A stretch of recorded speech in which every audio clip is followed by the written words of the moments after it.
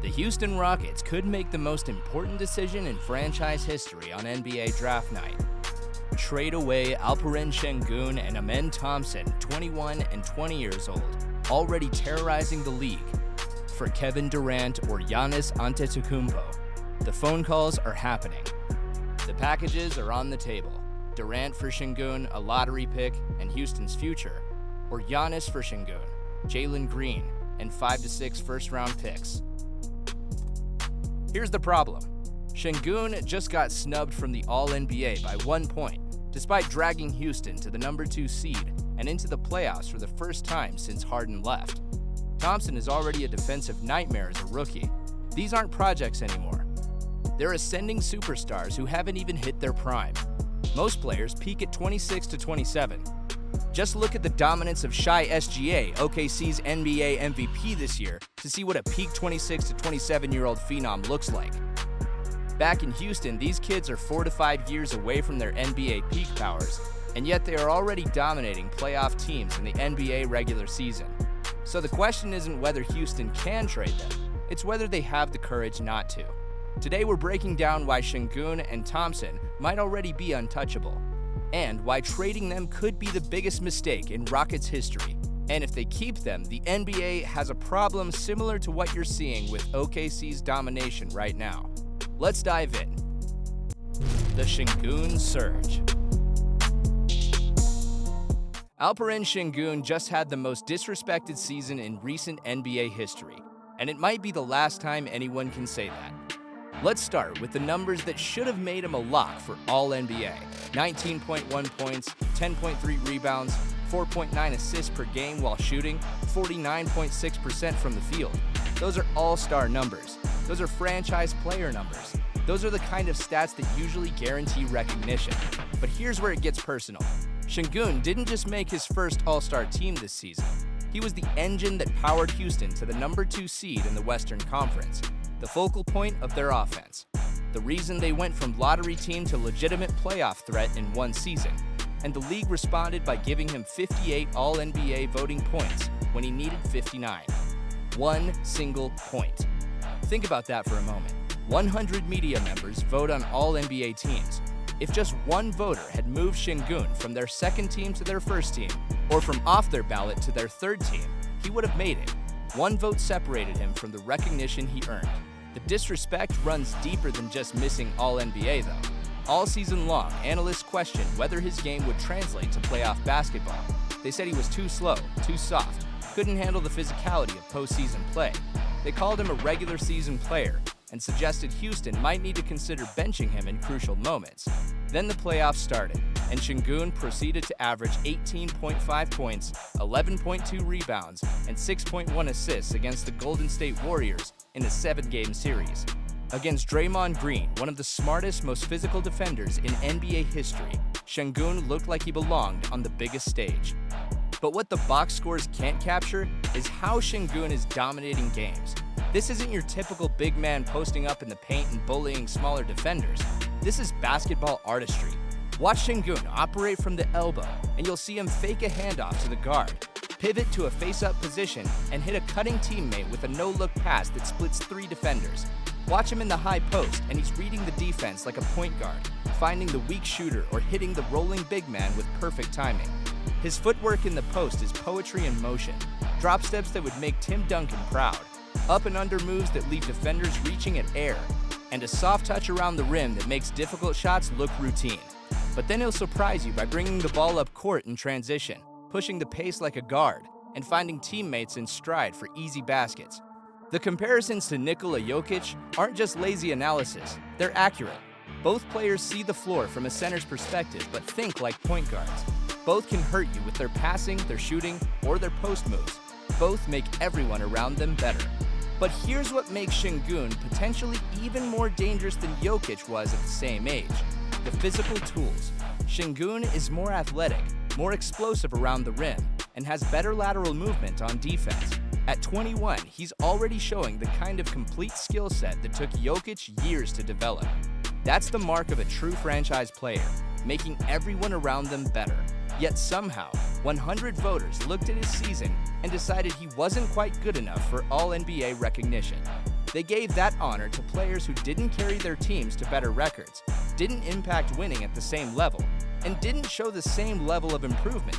The snub is going to fuel Şengün all summer. You can see it in his post-game interviews, the way his jaw tightens when asked about the All-NBA results, the way he talks about proving people wrong and showing what I can really do. Here's the thing about motivated superstars. They tend to take big leaps the following season. Giannis used early career snubs as motivation to reach MVP level. Jokic turned MVP snubs into back-to-back championships. Şengün is about to do the same thing. Next season, when Şengün is averaging 22 and 12 with 6 assists, when he's leading Houston to the top seed in the West, when he's making All-NBA first team and getting MVP votes, remember this moment. Remember when the league overlooked him by 1 vote. Because if Houston trades him this summer for Kevin Durant or as part of a Giannis package, they won't just be giving up his current production, they'll be giving up on a player who's about to break out in a massive way. The league missed Alperen Şengün by 1 point this year. Next year, he's going to make sure they can't miss him at all. The question is whether he'll be doing it in a Houston Rockets uniform or somewhere else. The Amen Ascension. While Şengün is revolutionizing the center position, Amen Thompson is quietly becoming one of the most terrifying rookies in years. In just 22 minutes per game, Thompson is averaging 9.5 points, 6.6 rebounds, 3.4 assists, and nearly a block and steal per game.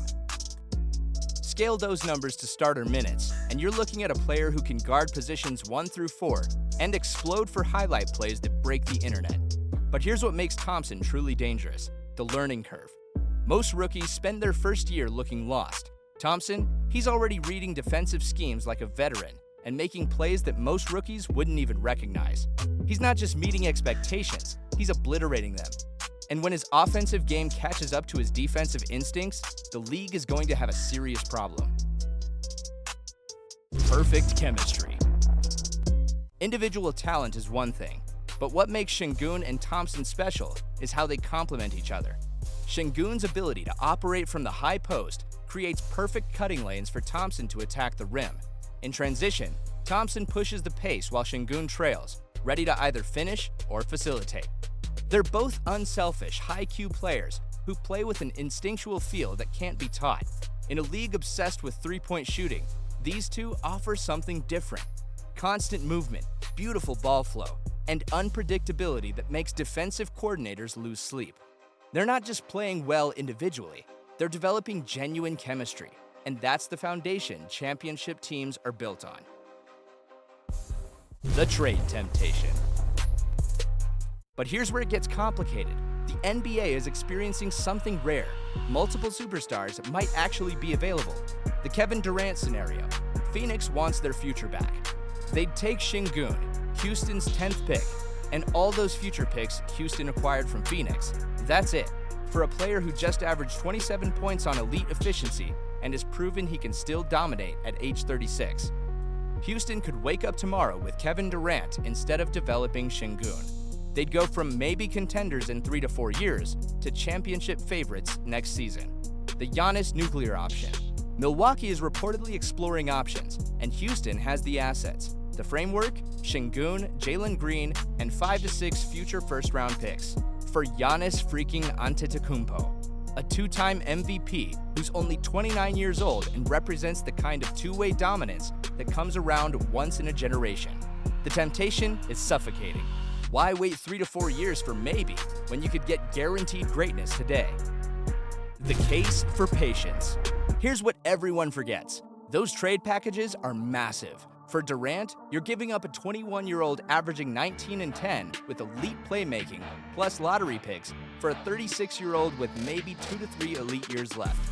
For Giannis, you're gutting everything: Şengün and Green, and 5 to 6 first-rounders. That's not trading for a superstar. That's betting your entire franchise on one player who's already 29. Şengün is already producing at an all-star level at 21. His ceiling might be higher than anyone realizes. Add Thompson's defensive impact and upside, and you're looking at a duo that could anchor a championship team for the next decade, not just 2 to 3 years. Most players don't peak until 26 to 27. Shai Gilgeous-Alexander just won MVP at 26. Jokic didn't win his first MVP until 26. Giannis was 26 when he won his championship. Building around Şengün and Thompson doesn't just offer sustained success, it offers the possibility of a genuine dynasty. Alperen Şengün is redefining what it means to be a center in the modern NBA. Amen Thompson is a defensive nightmare and a highlight reel waiting to happen. Together, they represent something special, the kind of young, dynamic duo that championship teams are built around. If Houston chooses patience over panic, if they resist the temptation of the quick fix, they might not just have a good team, they might have a great one. This isn't just about next season. This is about the next era of Houston Rockets basketball. Should the Rockets hold on to their young stars or swing for the veteran superstars? Let us know in the comments, and don't forget to like, subscribe, and hit that notification bell for more NBA analysis.